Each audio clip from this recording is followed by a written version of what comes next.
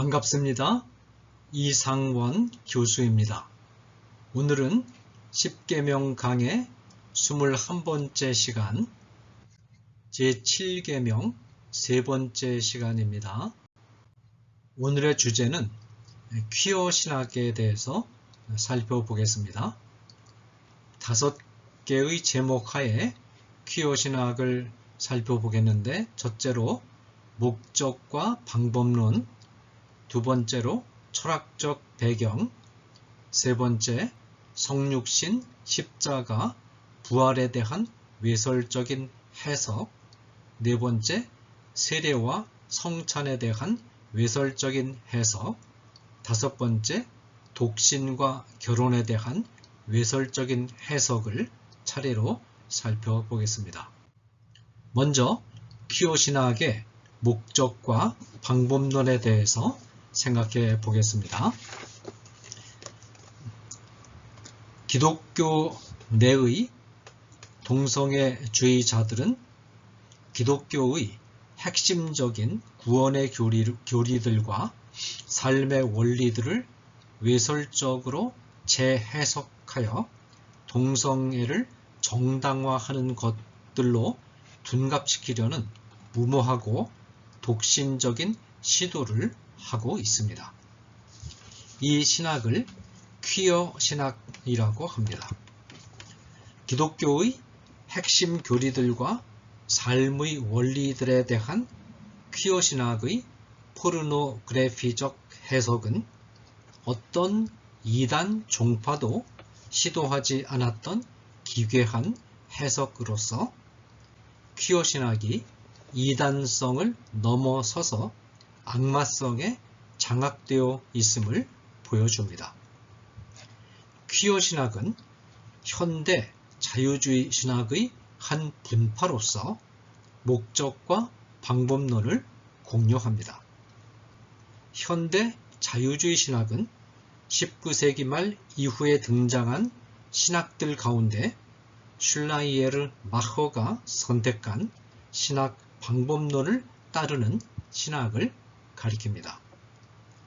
슐라이에르 마허는 현대인들을 놓치지 않으려는 의도로 현대인들이 받아들이기를 싫어하거나 부담스러워하는 성경의 내용이나 기독교 교리를 자유롭게 폐기하거나 변경시켰습니다. 성경과 기독교 교리는 동정녀 탄생, 부활, 출애굽 사건, 해가 중천에 머무른 사건, 물고기 2마리와 떡 5개로 5,000명을 먹이신 사건, 예수님이 물 위를 걸으신 사건 등 초자연적인 사건들로 가득 차 있습니다. 현대인들은 초자연적인 사건들이 실제로 일어난다는 말을 받아들이는 것을 가장 싫어합니다. 현대 자유주의 신학은 현대인들의 비위에 맞추기 위해 초자연적인 사건들을 신화나 상징으로 처리하거나 사람들이 이해하기 쉬운 것들로 모두 조작하여 변경시켜 버렸습니다. 그 결과 신학은 초자연적인 요소들이라는 알맹이는 빠지고 인간들의 해석이라는 껍데기만 앙상하게 남게 되었습니다. 그러면 퀴어 신학은 현대인의 어떤 성향에 아부하면서 이 성향에 맞추어서 성경과 기독교 교리를 재해석하려고 할까요? 이 질문에 대한 답변이 바로 퀴어라는 형용사에 있습니다. 퀴어라는 영어 단어는 낯선, 이상한 이라는 뜻입니다. 퀴어 신학은 정통 기독교 신학이 예수님의 동정녀 탄생, 예수님이 인간이신 동시에 하나님이신 것, 썩어 해체된 몸이 다시 살아난다는 것 등과 같이 사람들의 눈에 낯설고 이상하게 보이는 교리들을 정상적인 진리로 정당화하면서 서술해 왔다고 말합니다. 그러면 오늘날 주목해야 할 낯설고 이상한 것은 무엇일까요? 퀴어 신학은 현대 사회에 새롭게 등장한 성인식에 주목합니다. 인간은 남성과 여성으로 존재하며 생물학적으로 결정된 성별은 인간이 바꿀 수 없으며 성적인 욕구는 이성을 향하여 느끼도록 선천적으로 주어지기 때문에 성관계는 이성 간에 이루어지며 결혼도 이성 간에 이루어지는 것을 정상적이고 바른 성생활이라고 하는 것은 인류가 그동안 보편적인 진리로 받아들여온 성질서입니다. 이성애와 이성혼을 정상적이고 바른 성관습으로 받아들여온 사람들에게 인간의 성별이 생물학적으로 결정되는 것이 아니라 인간의 주관적인 생각과 사회적 상황에 따라서 자유롭게 결정할 수 있는 것이며 어떤 사람에게는 동성을 향한 성적인 욕구가 선천적으로 주어져 있으며 따라서 동성 간의 결혼 생활도 얼마든지 가능하다는 주장은 낯설고 이상한 것입니다. 퀴어 신학은 정통신학이 동정녀 탄생, 하나님이신 동시에 인간이신 예수님, 부활 등과 같은 낯설고 이상한 주제들을 정상적인 진리로 서술해 온 것처럼 이제는 동성애와 동성혼과 같은 낯설고 이상한 주제들을 정상적인 진리로 서술해야 한다고 주장합니다. 퀴어 신학은 동정녀 탄생, 예수님의 십자가상의 죽음, 부활, 세례, 성찬, 독신생활, 결혼 등과 같은 기독교의 핵심적이고 교리적이고 윤리적인 주제들을 포르노그래피적이고 악마적으로 왜곡하고 재해석하여 이 교리들이 동성애와 동성혼이 정상적인 성관습임을 정당화시켜주고 있다고 주장하면서 이 해석이 새로운 시대의 새로운 신학이라고 강변합니다. 그러나 정통신학이 기독교 교리들을 낯설고 이상하다고 말할 때와 동성애와 동성혼을 낯설고 이상하다고 말할 때는 의미가 판연하게 다르다는 점을 퀴어 신학은 의도적으로 외면합니다. 정통신학이 기독교 교리와 삶의 원리가 낯설고 이상하다고 말할 때는 이것들이 너무나 장엄하고 깊고 높고 거룩하여 도저히 인간의 이성이나 이해력으로는 다 파악할 수 없다는 긍정적인 의미를 담고 있는 반면에 동성애와 동성혼을 낯설고 이상하다고 말할 때는 이것들이 생식기관을 배설기관에 접촉시켜 성관계를 갖는 등 생물학적이고 의학적으로 볼 때 너무나 기괴하고 병적이고 비상식적이며 또한 성경과 인류 보편의 도덕적 규범에도 어긋난 것이다 라는 극히 부정적인 의미를 담고 있습니다.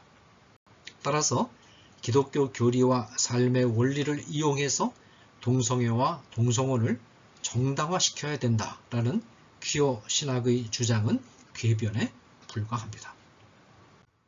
자, 그 다음에 퀴어 신학의 철학적 배경을 말씀드리겠습니다.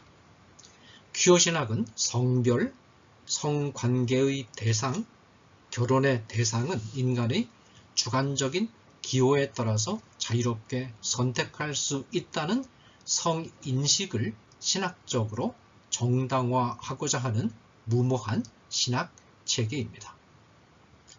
윤리적인 관점에서 볼 때 이 성인식의 핵심은 보편적인 성윤리 규범은 없다는 것입니다. 퀴어 신학의 이와 같은 성인식의 배경에는 포스트 모더니즘, 젠더주의, 그리고 신마르크스주의가 복합적으로 깔려 있습니다. 포스트 모더니즘은 멀리 히랍 철학자 헤라클리토스의 생성의 철학에 그 뿌리를 둡니다. 파르메니데스가 존재는 생성도 소멸도 하지 않는 상태로 영원히 있는 것이라고 보는 정적인 철학을 주장한 데 관하여 헤라클리토스는 만물은 끊임없는 운동과 변화 안에 있다고 보는 생성의 철학을 주장했습니다. 계몽주의에서 시작된 모더니즘이 보편적 진리와 구조와 규범의 실제를 주장했다면 포스트 모더니즘은 상대적인 진리, 구조, 규범이 존재할 뿐이라고 주장했습니다. 윤리학에서 규범의 상대성은 19세기 말 직강론과 정서론에서 나타났습니다. 직강론은 사람이 직관적으로 느끼는 것이 선이라고 주장했는데, 정서론은 직관적으로 느끼는 것이 선이라면 결국 사람이 감성적으로 느끼는 것이 선일 수밖에 없다는 논증으로 직강론을 엄호했습니다. 직관이나 감성은 순간마다 변하고 사람마다 다르고 상황에 따라서도 달라지는 것이므로 직강론이나 정서론을 받아들이면 보편적이고 절대적인 선이나 규범은 존재하지 않게 됩니다. 규범의 유동성을 주장하는 포스트 모더니즘의 토양에서 자라난 성인식이 젠더주의입니다. 젠더라고 하는 것은 원래 서양 언어에서 문법적 성을 가리키는 용어였습니다. 서양 언어권에서는 사물에 대한 이해를 돕기 위하여 모든 사물에 남성, 여성, 중성 등의 성을 부여하는데, 이 성은 사물에 고유하게 내재해 있는 것이 아니라 인간의 주관적인 판단에 따라서 자유롭게 부여하는 것입니다. 존 머니는 최초의 성전환 수술을 하면서 자신이 실패한 수술을 정당화하려는 숨은 의도를 가지고 문법적인 성인 젠더를 인간의 성에 적용해서 인간의 성은 주관적인 인식에 따라서 자유롭게 바꿀 수 있는 것이라는 주장을 펴니다. 젠더주의는 레즈비언이었던 주디스 버틀러가 성정체성은 남자와 여자 사이를 자유롭게 오갈 수 있는 것이다 라고 주장할 때도 나타났고, 자유분방한 성생활을 즐겼던 급진적인 페미니스트인 시몬 드 보바르가 사회적 성인 젠더는 생물학적인 성과 무관하다고 주장한 데서도 나타났습니다. 성의 유동성 개념은 프로이드와 마르크시즘을 결합한 윌헬름 라이히에 의해서 성해방 사회를 지향하는 신마르크스주의적인 정치적 실천 전략으로 탈바꿈했습니다.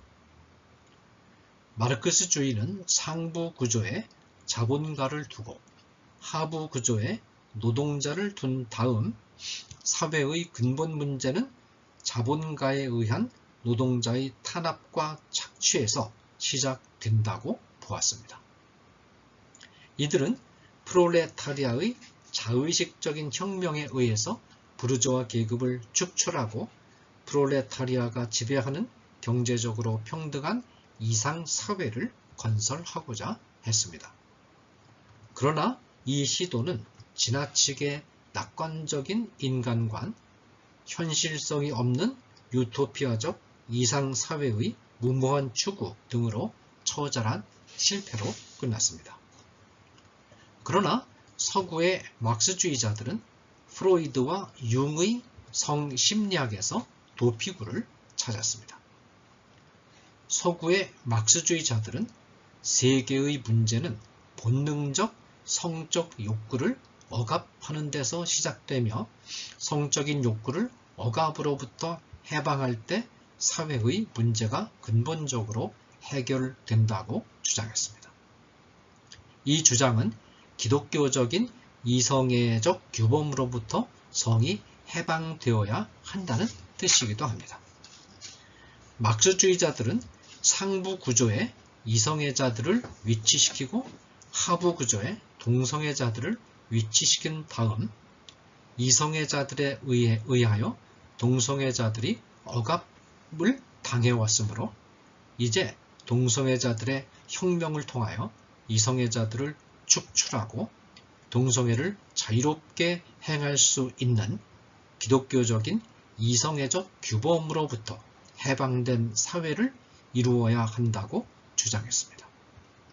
이들을 신마르크스주의자들이라고 부르는데 이들은 마르크스주의적 혁명 전략을 그대로 가져와 실천 전략으로 적용합니다. 이 전략은 상당한 성공을 거두어서 자유민주주의 사회라고 자부해 오던 서구 사회 대부분이 동성애 전체주의에 장악되었고 지금 한국 사회를 장악하기 위해서 전방위적으로 집요한 시도를 하는 중입니다. 집요한 젠더주의적인 성혁명 전략에 대응할 수 있는 세력은 기독교밖에 없습니다.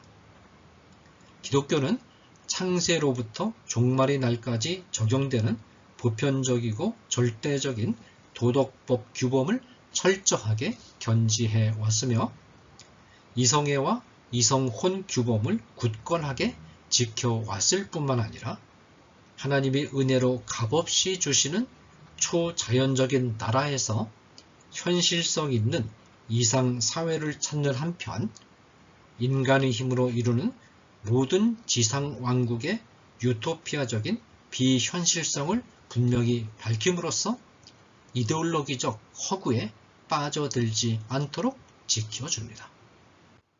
셋째로 성육신, 십자가, 부활에 대한 외설적인 퀴어신학의 해석을 살펴보겠습니다.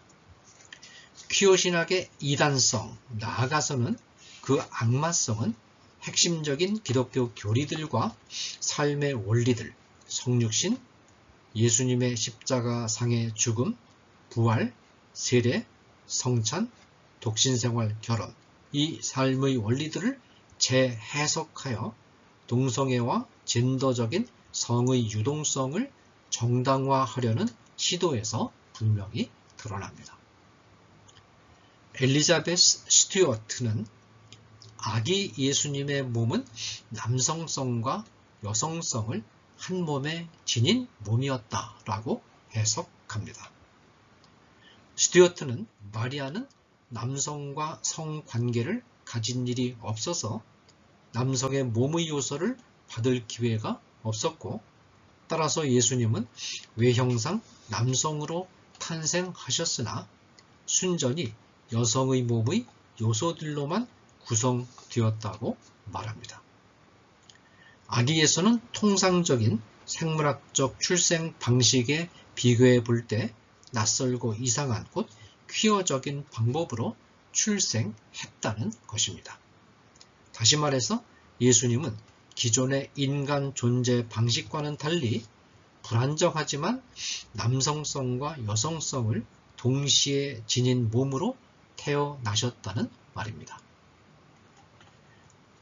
자웅동체를 이상적인 몸으로 보는 관점은 성경에는 전혀 나타나지 않고 오히려 플라톤과 탄드라교의 주장과 흡사한 것입니다. 플라톤은 향연에서 인류는 원래 남녀 양성자였다고 주장했습니다. 남녀 양성자로 존재했던 인간이 신을 공격하자 신이 인간을 두 쪽으로 갈라 놓았다는 것입니다. 플라톤에 따르면 인간은 남성성과 여성성을 동시에 가질 때 이상적인 인간이 될 수 있습니다. 7세기경 힌두교와 불교계 안에 등장해서 티베트 고원지대까지 퍼진 탄드라교도 신을 본질상 양성적인 존재로 이해했습니다. 남성은 적극적이고 활발하며 전기적이고 여성은 소극적이고 부정적이며 자기적이다 라는 것입니다. 성교를 통해서 양성이 하나로 완전히 융합되면 신의 영역에 이르게 된다고 주장합니다. 그러나 하나님은 남성과 여성을 그 자체로 완전하고 보기에 힘이 좋은 존재로 창조하셨습니다. 마리아가 남성과 성관계를 하지 않았기 때문에 예수님이 외형상의 남성적 요소와 실질적인 여성적 요소로 구성된 자웅동체적인 몸을 가지셨다는 해석은 전능하신 하나님에 대한 믿음이 없는 유물론적인 해석입니다. 마리아가 비록 남성과 성관계를 하지는 않았지만 성령으로 아기 예수를 잉태했고 성령의 기적적인 능력에 의해서 남성과 성관계를 가질 때와 다름없는 방식으로 남자아이의 잉태가 이루어졌다는 것이 바른 해석입니다. 특히 이사야서 7장 14절은 보라, 처녀가 잉태하여 처녀가 아들을 낳을 것이요 그의 이름을 임마누엘이라 하리라고 예언함으로써 아기 예수의 탄생은 하나님의 기적에 의한 탄생이요 아들의 탄생임을 명확히 합니다. 기호신학은 성육신 때에 자웅동체로 태어나신 예수님이 십자가 위에서 죽으실 때 여성적인 몸으로 바뀌신다고 주장합니다. 기호신학은 그 증거로서 예수님의 옆구리가 창에 찔려서 상처가 나고 피와 물이 나온 것을 지적합니다. 이 상처는 곧 여성의 자궁이고 이 상처에서 흘러나온 액체는 여성의 성기에서 흘러나오는 액체이며 젖이라는 것입니다. 그러나 십자가에 달리신 예수님의 창에 찔린 상처는 예수님이 우리의 죄를 대속하시기 위하여 실제로 십자가 위에서 죽으셨음을 보여주는 생체적 흔적으로서의 의미는 있지만 그 이상의 의미, 더욱이 성적인 몸의 변환이라는 의미는 전혀 없습니다. 퀴어신학은 예수님의 몸은 부활을 통하여 진정한 다성적인 몸이 된다고 말합니다. 제라르드 와알드는 예수님의 몸이 어떤 대상을 만나는가에 따라서 이성애를 드러내기도 하고 동성애를 드러내기도 한다고 말합니다. 예컨대 요한복음 20장 17절에서 막달라 마리아를 만났을 때는 남성의 입장에서 이성애적인 사랑을 나누었다가 요한복음 20장 27절에서 도마를 만났을 때는 여성의 입장에서 옆구리에 난 상처 곧 자신의 성기에 도마의 손을 넣게 하는 동성 성행위를 하셨다고 해석합니다. 그러나 성경은 부활하신 예수님의 몸에 대해서 전혀 다른 정보를 제공합니다. 예수님의 몸은 부활하신 이후에 썩지 않는 새 몸을 입으셨지만 이 몸은 외형적인 남성성이 그대로 보존된 몸이었습니다. 교회는 예수님의 몸의 본질을 어떻게 이해했는가에 따라서 이단인가 아닌가를 판단합니다.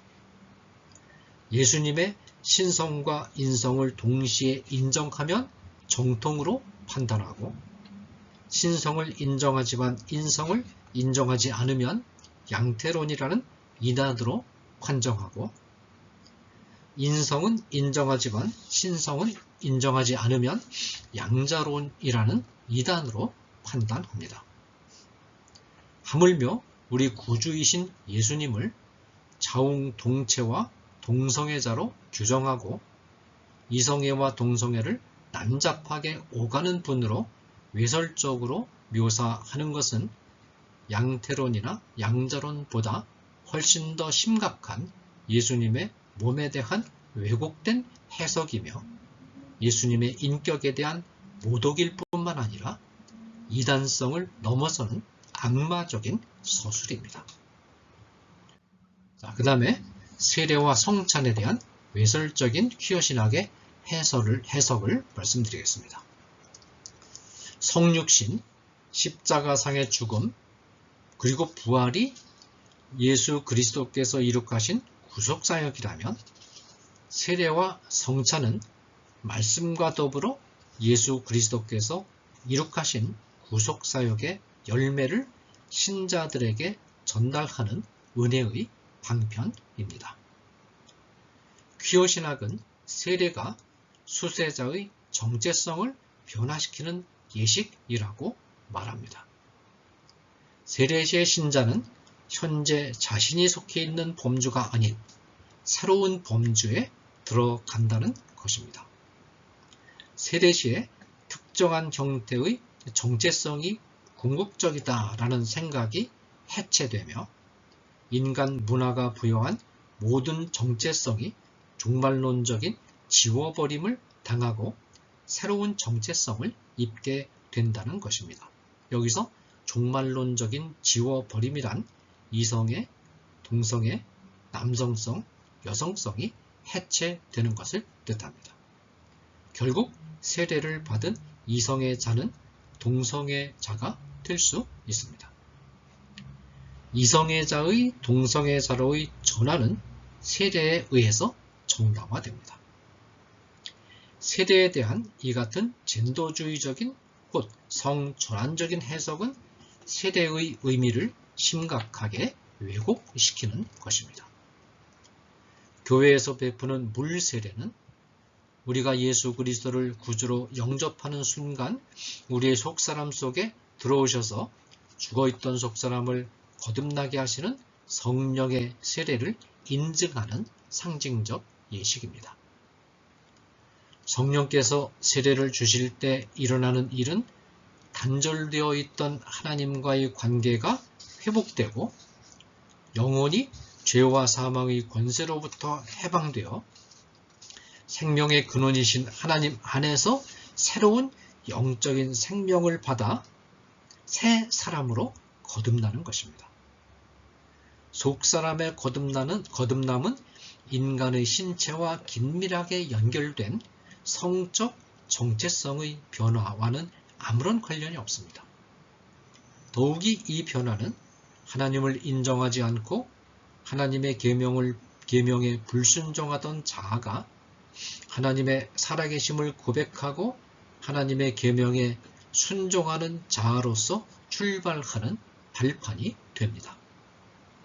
이 새로운 자아는 하나님이 창조 시부터 종말이 날까지 모든 인류가 준수하도록 세우신 이성애적 창조 질서와 동성애를 엄중하게 금지하시는 계명들 레위기 18장 22절, 20장 13절입니다.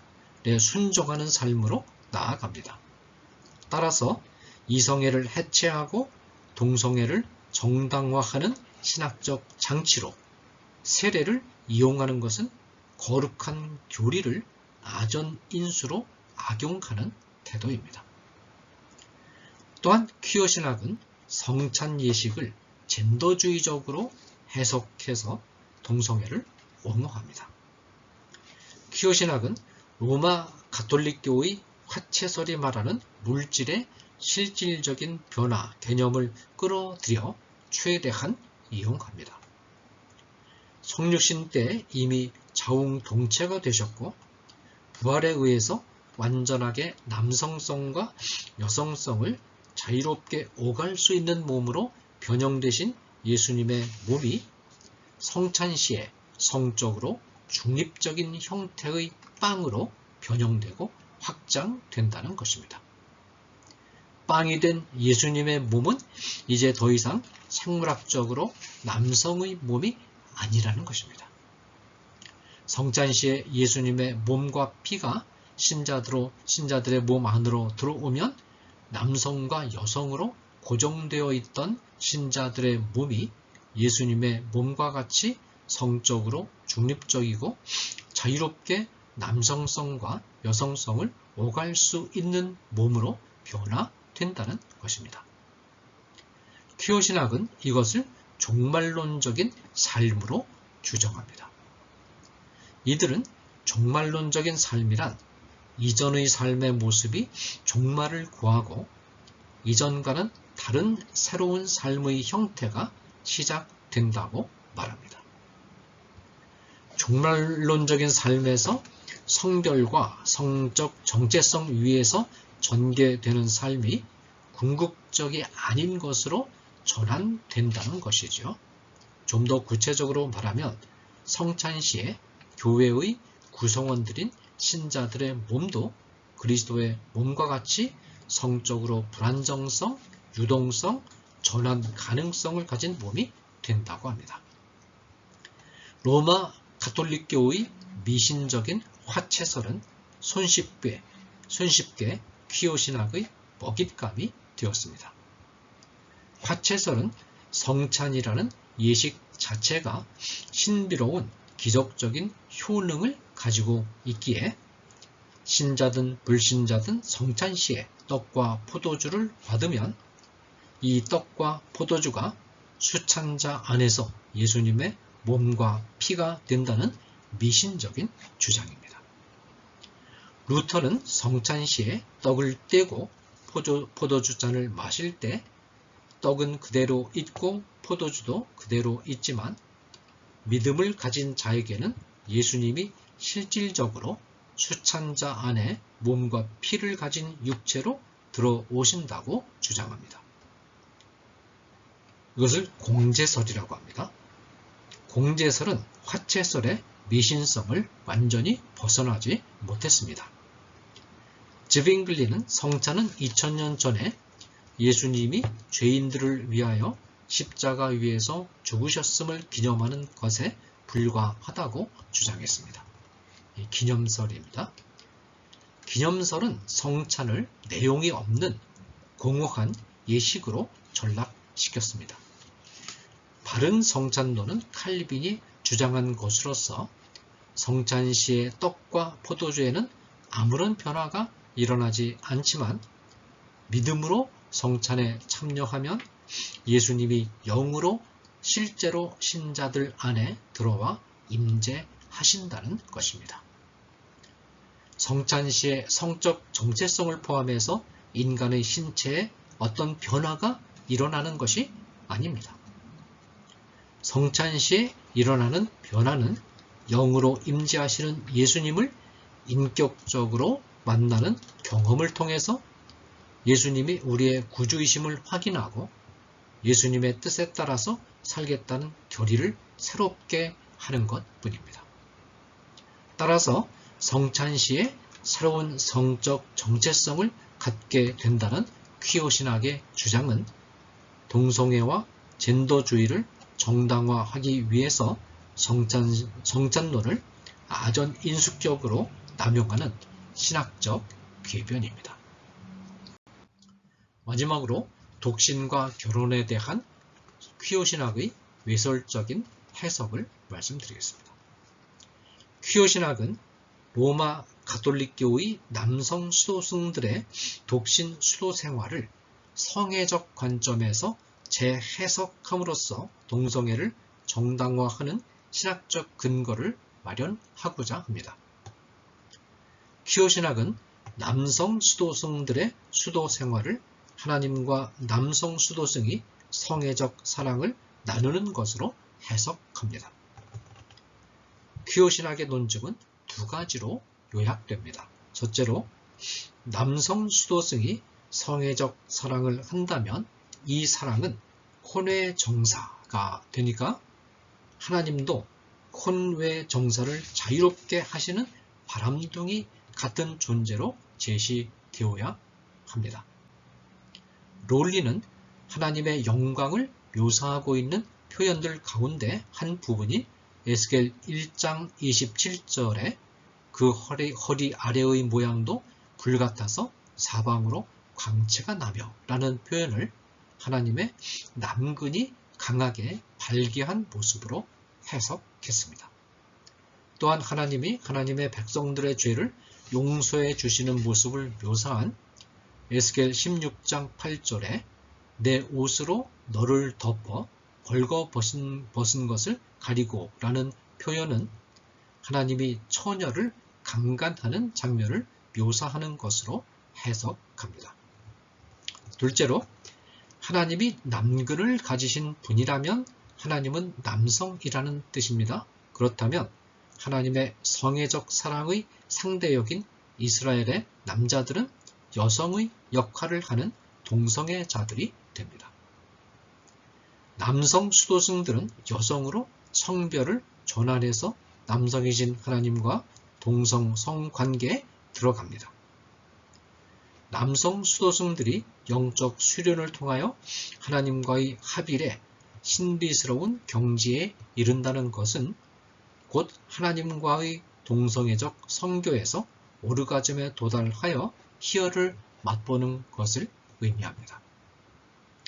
로마 가톨릭교의 독신 수도 생활은 금욕적 수련을 통하여 수도자 자신의 영혼을 깨끗하게 하고 자신의 영혼의 영적인 능력을 끌어올려 하나님을 만나고 구원을 받고자 하는 시도입니다. 물론 개신교는 로마 가톨릭의 신비적이고 금욕적인 공로주의에 동의하지 않습니다.